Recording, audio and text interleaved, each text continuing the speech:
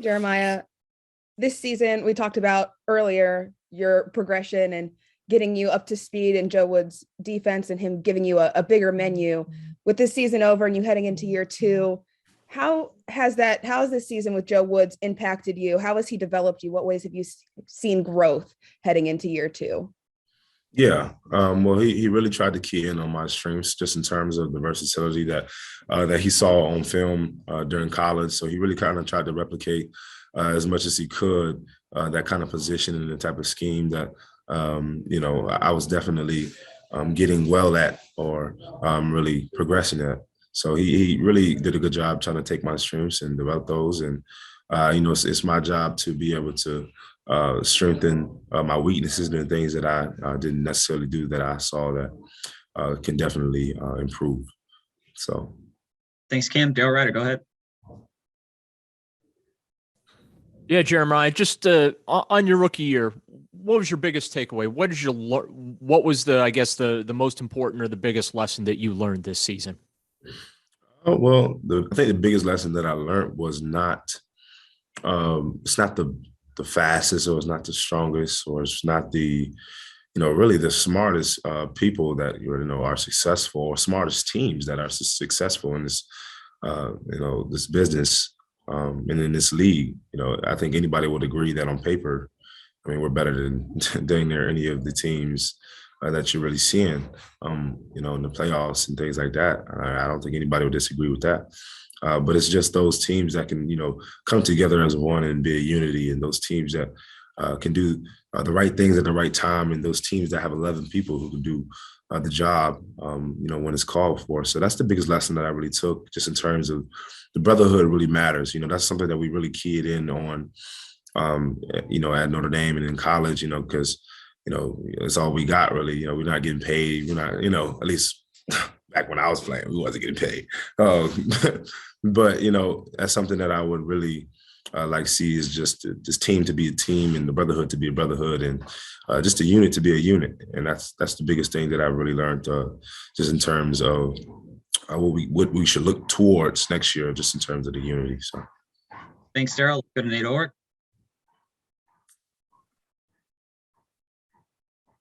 Jeremiah, just piggybacking off what you just said, did you think that you guys were lacking in that, unity or brotherhood, and how do you get there?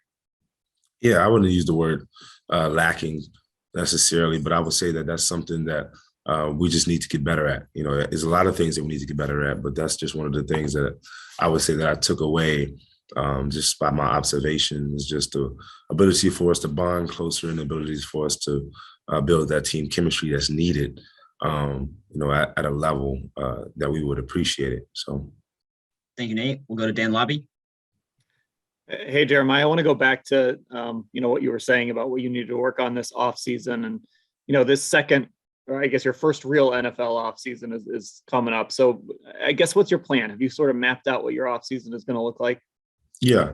My offseason really will revolve around health. And that's really something that I'll key in on. How can I use the health restrictions that I have to get better, and to improve in my strength, improve in my speed, and my immunity, and the things that everything that encompasses a whole being. I think my offseason will partake in really a holistic perspectives, just in terms of making sure that I get the little things, whether it's massage, whether it's cryotherapy, whether it's certain tactics, plant healing, whether it's, I'm looking at kind of like the holistic picture of my off season, and what I can do to fulfill the needs that I really need to fulfill to come back, and be the best that I can to fulfill my job. So.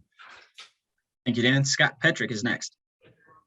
Hey, Jeremiah, real quick, how's the shin from yesterday? Man, buddy kicked me something crazy yesterday. Put me out the game.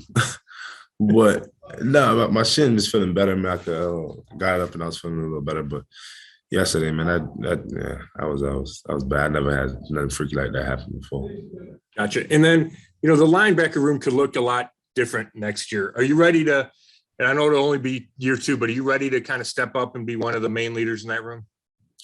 Well, I was ready this year, but in terms of just to develop and people more looking to me to be kind of that leader, I guess that's really what it will come down to.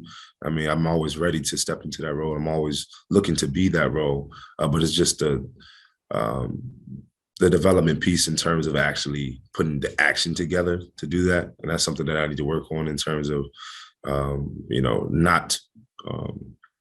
Not continuously in that kind of like rookie mindset, but more so moving towards not a veteran mindset, but one that is a ball player, one that is a team, one that is a leader, more so a warrior, one that's in that mindset. And I'm looking forward to definitely stepping into that kind of role and being that guy for the team and being that guy for the linebacker group as well.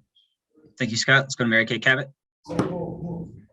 Yeah, two things real quick, JOK. When you do look back on this season, would you maybe have a little bit of a laugh about some of the little things that went on, including the weight room accident, getting kicked in the shin? It just seemed like you had a few little not super serious things, but will you try to laugh about some of this stuff that went on a little bit?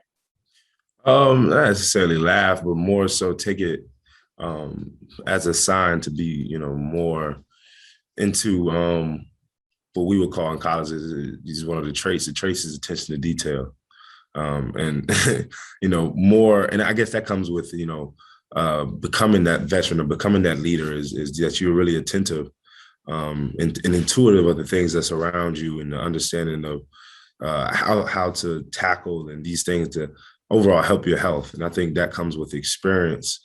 And I think this year was a good experience year to be able to see all these freak things happen and say, okay, well, if I get off of this, pull-up bar this way, or if I push this guy out of bounds this way, I can maneuver a certain way. So it's just all a learning lesson.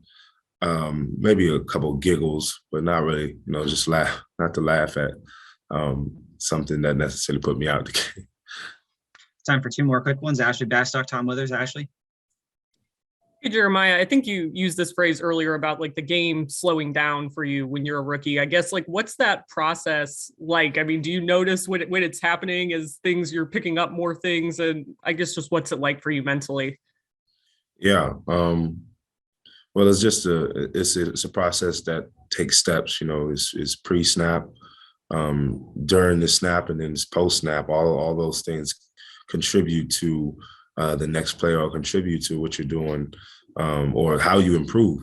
So the process is just really looking at the smaller things to overall equal the masterpiece of it all. So, I mean, I don't necessarily have a specific process that I may go through, in terms of, during the play. During the play, you don't really think about much.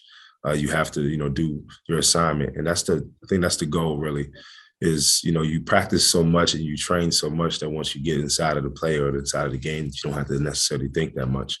And that's really the goal, even going into next year, is just to study enough, to practice enough, to be able to, know enough to just go into the game and just be free flowing and play. Thanks, Ashley. Last one, Tom Withers. Thanks, Rob. Hey, Jeremiah, you kind of alluded to this before. Was it tough? Did you find yourself biting your lip or anything? You seem like a teammate that I certainly would want to hear from. Were you hesitant in speaking up at times just because you said before that, that sometimes there is a rookie mindset that takes over or what have you? Well, yeah, I mean, if I'm being honest, yeah. But it's not just the rookie so-called mindset, but it's also just knowing it's a time and a place for everything.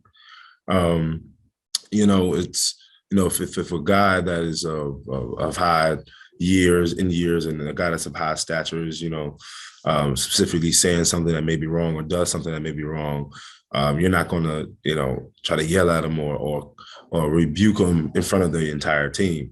But much rather, you may want to put him to the side after, like, hey, you kind of taught us this and you kind of did this. And should I continue to do that or should I continue to do this? So it's more so of like, biting my lip for the sake of the time and may say something after, so it's just a time and a place for everything as it pertains to that.